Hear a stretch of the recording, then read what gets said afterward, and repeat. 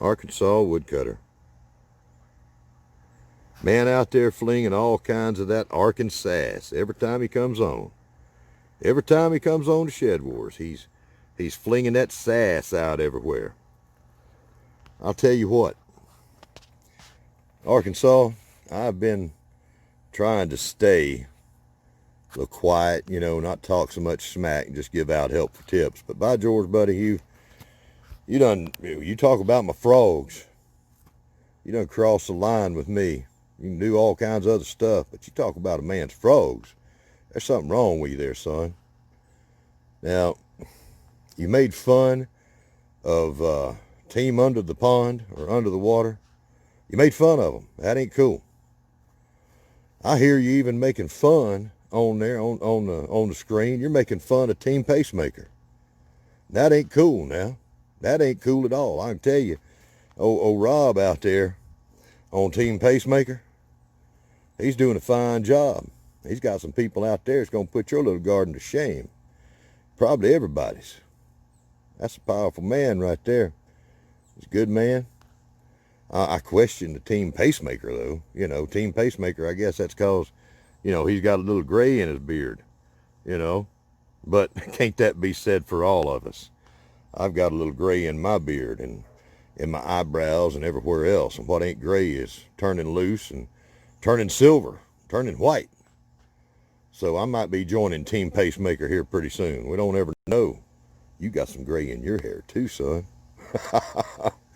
Make fun of my frogs, will you? That's not cool. Look at them. Now I'll tell you what. I tell you, you can do a lot of stuff. You can talk trash about a lot of stuff, but you don't talk about a man's frogs. You don't.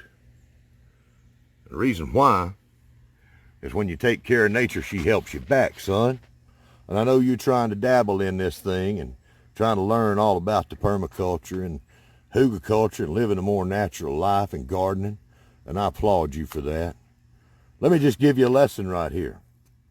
Let's say that you make a spot for nature wherever you can. And let's say I raise up, let's say I help nature. Let's say with what I've got here, I've got 1,000 tadpoles in these ponds and more to come, hopefully. And let's say only 100 of them make it through the rigors of the natural world and being in the food chain. Only 100 of them. Only 100 make it. And look, I'm showing you on your upper left-hand screen there, another dragonfly's landed. I love those things. So let's say only 100 of these little tadpoles come out. Now let's say, for instance, now these are tree frogs. They'll be taking refuge in my bushes and in my trees. Eventually it'll all be food here. That's what I'm doing, turning everything I've got here growing into food production, perennial food production. But each one of those little tree frogs is going to be taking refuge in the bushes and trees that I grow food in. Now what if it's toads as well? What if I've got a bunch of toads that hatch out? Let's say I had 100 toads that were free roaming in the garden, on the ground, and I had 100 tree frogs roaming around in the trees and in the bushes. All right? Let's just say 100. Mixed batch there. If each one of those eats 100 bugs of some kind in a day, well, that's 1,000 bugs. That's 1,000 bugs that want to eat my garden. They want to eat my food. 1,000 bugs a day that I don't have to poison, that work for food. Every one of them. Every one of them got a little sign on them that says, "We'll work for food." That's right. Now I'll tell you, I'm getting a little long-winded here. Getting a little bit off my track. I don't want to make this a long video, but by George, you're messing with me here. What if I did have to eat my frogs? Well, there's people right now on this earth that do have to eat whatever they find. To them, a pool of tadpoles might be a tasty snack that keeps them alive one more day. Let's hope I don't have to do that. let's hope that what I can do is not go with that more harsh route. And I'll tell you what makes me so mad, when we take care of nature, what we're really doing is taking care of our own ability to survive. When I take and feed them a little bit of plantain, that's going to float around there. They've already come to investigate it, one or two. There's one right there. But there's one right there. See him in there? Crunch that little part up. Plantain is good for us to eat. And by George, if it's green, them tadpoles are going to go for it. Now, that's free. Look at all this plantain right here. There's a frog just jumped right here. I can do this. I can help nature help me. Anybody else can too. Now let's say you live somewhere where you've got a pond. People farm bullfrogs and other frog species all over the world. And that's something that you can take advantage of. It's another resource, another food resource. Frog legs is some fine eating. And I can eat a plate full of them and still love these little guys right here. It's like I can love seeing a deer out there and love him on my plate too. Okay? So what I do here is I protect nature.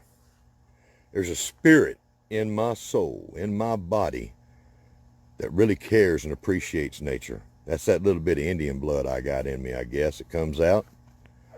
But it comes out in a different way. You know what it sounds like? Because I protect nature and all the things that nature wants to bring here. For I am Homestead Aquarius. And it sounds like this. I've got a little thing. Sound warning in 3.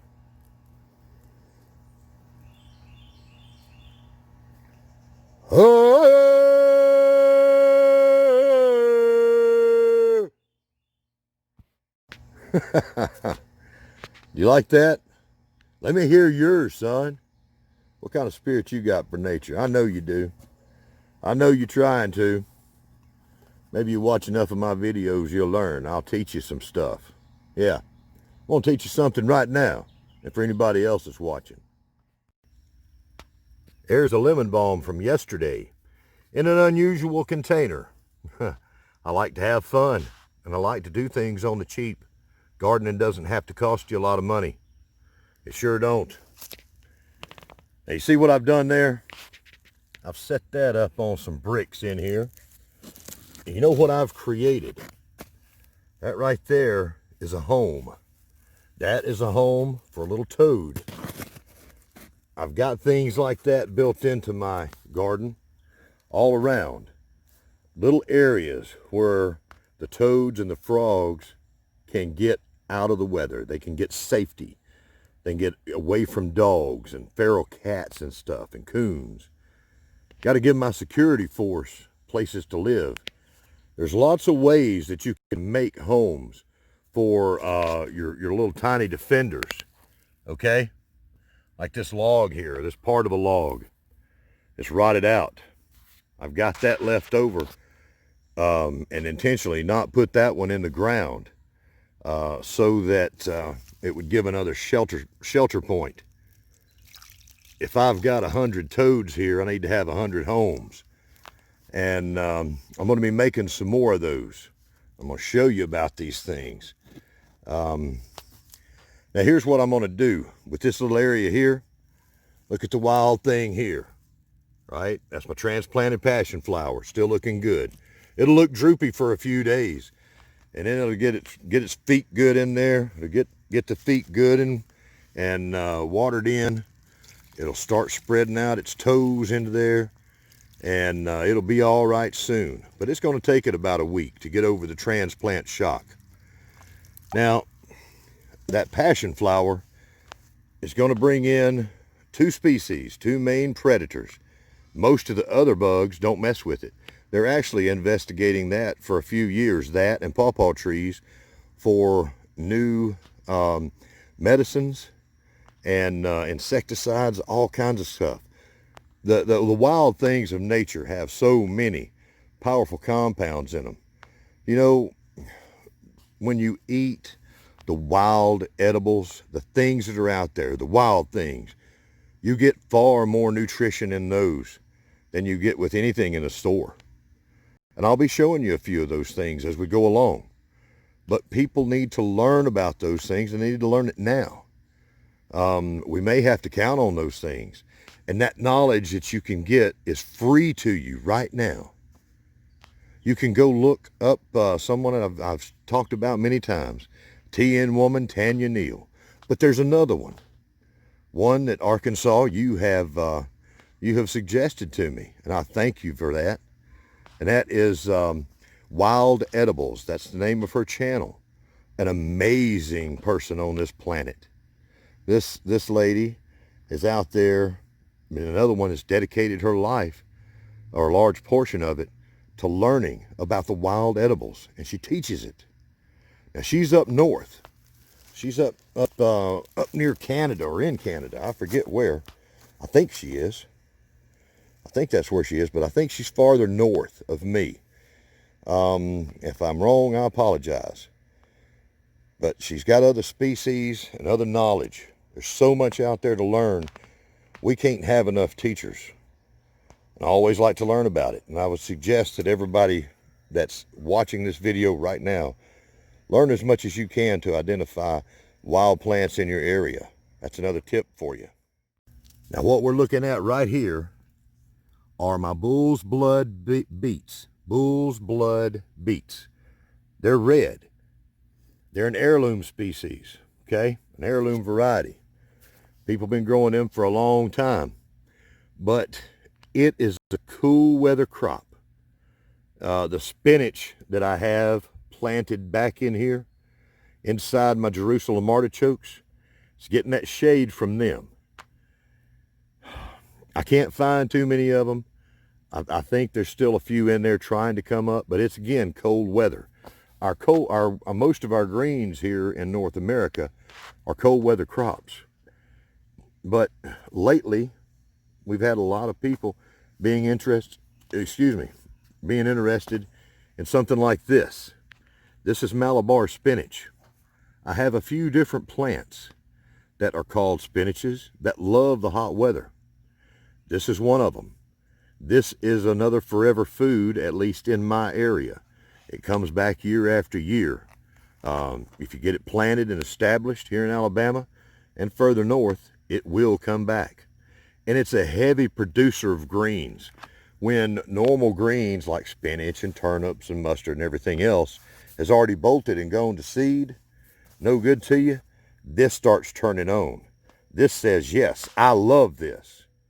Another one is Okinawan spinach, longevity spinach. There are many things that people will grow that love hot weather. And you can actually be producing your greens all year long just about if you do that, depending on your area. But it's another food source to look into. Incredibly nutritious, good for a lot of things. When other things are wilting and hiding from the sun, these type of greens are something that you can count on to feed your belly. That's important. Year-round food production. And I'll tell you what, while we're talking about food, and you talking about me, am I going to eat my frogs? No, I ain't going to eat my frogs. Not unless I can't help it. But by George, all them cute little tadpoles will definitely become on the menu if it was necessary. Let's hope that it ain't necessary. This reminds me of Roland on Getting It Done North of 7 and his challenge, fishing for food. That's an amazing thing right there. Check out Getting It Done North of 7 and his challenge of hashtag fishing for food. It's probably a good thing to for all of us to get out there and get some new fishing line, maybe a rod or two, and maybe have a natural place where we garden where we can get some fishing worms. Because, you know, woodcutter, that bait store ain't always going to be open. You don't need to let stuff like that keep you from fishing. You can grow your own, man. Grow your own, Arkansas. Grow your own worms. I got one more shout out. Let me see. I got want to do 2 more shout outs to some people. I was just given a fine compliment. I want to honor that man. Tell you what, that compliment came in the form of Dr. Ricky. I hear that he liked seeing a tadpole tank here. So I'll tell you what, these are my little helpers. Now, Dr. Ricky, he ain't such a little helper anymore. He's getting big. He's growing into a fine young man. The bull out there doing a great job. You got a great family out there. And I see y'all working together all the time. Now, I'll tell you what this tank's going to be. This is going to be a tank dedicated to any of y'all's little helpers. That's who this is going to be for. Anybody's name that you want me to put on this tank, that's what I'm going to do. I'm going to put some names on this tank. And that's going to be the little helpers tank. The first name that's going to go on here is Dr. Ricky. That's the very first name. But it'll be for all of our little helpers that, you know, like to look at the tadpoles and wants to join in on the fun, knowing that they got a little spot here. And my way of honoring you, all the little helpers out there, it takes all of us working together to do something awesome sometimes. And I know we appreciate all your help. Thank you very much. Dr. Ricky, thank you very much. Now, I'm going to tell you what, I've got just a little bit more to run my mouth about. And it's thankfulness for captain of the team, John, at Will It Grow. Like I said, that's an amazing man up there. You're up at Cape Cod. You got about 2 good warm days to grow food. And he knows how to do it. That's the cayenne pepper plant he helped me prune and get potted up. Followed along with him on that. That's looking great. That's going to be a small tree here soon. I still got to get those separated. I want to be real careful with those, but I need to do it soon. Or else I'm going to be stuck with them being like triplets joined at the roots. Now, I wanted to go ahead and give one more shout out to folks. I do have new subscribers. This is Shed Wars. This is for spreading the information of how you can help feed yourself. TN Woman Tanya Neal. You find her out there on YouTube, and you will find my go-to here in the Southeast United States for all kinds of things. Herbal remedies, things you can do. What if you run out of medicine? Well, she's got some knowledge there on that. You want something tasty to eat? She can tell you. She knows all about the wild things down here in the South. That's TN Woman Tanya Neal. Find her out there. I apologize for the rough picture here. All right, now the other one, the one I just learned about not long ago. Arkansas woodcutter told me about her. Wild Edibles. I'm showing you this so you can find it easy. It can be hard to find these things, but at least you get a picture. Now, she's very impressive as well. A little further north of me, not sure where exactly, but I think it's close to Canada. I apologize if it's not. But I tell you, there's some 2 knowledgeable ladies right there, and they very definitely are people that I want to learn from. One more word from what I want to speak to Arkansas, and then I'm going to shut this down. Now, Arkansas, I know you're all excited about permaculture. You're all excited about hugelkulture. And what we do is we take wood and we put it down in the garden, right? And we grow that. We grow with the wood. We let the wood break down and become soil. We let the wood soak up that rainwater. Yeah. And it helps our garden. And I saw, I think you did it wrong. When you cut down that Bradford pear tree, you know, now nature was proud of you for that, because nature really doesn't like a Bradford pear tree. She doesn't. That's a man-made thing. And it's a scourge on our country. Anywhere it goes, it's taking the place of the wild things that should be here. Yeah, the Bradford pear. Good on you for removing it. But that's not how you add wood to your garden. because you just kind of like laid it over there on your tomatoes and your beans and kind of wrecked them.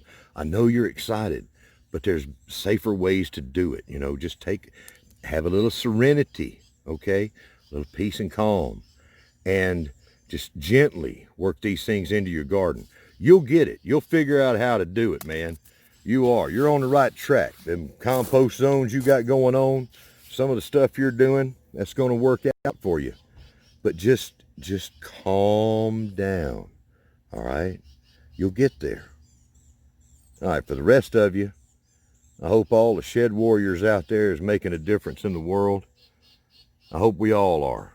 There's a lot of people that need to hear this message. If I didn't mention Ice Age Farmer, I am now. Go look him up on YouTube. He can give you the down low on a few things. There's several other channels, and I want to let you get out there and look for that. But you find Ice Age Farmer, and you find somebody that's gonna help you understand what maybe we have coming up. There are a few others, but I'll just mention him for today. We'll see y'all later, next weekend, next Saturday on Shed Wars. Goodbye from Homestead Aquarius. Hold on, just one more thing.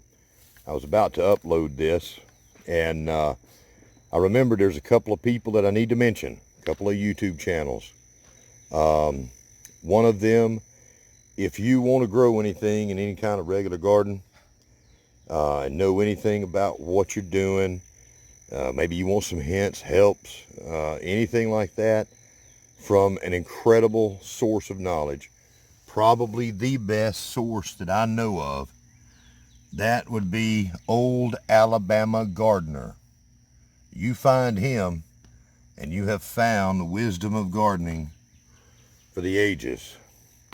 The other one is Greg Allison. You can find Greg Allison's channels. He has two of them.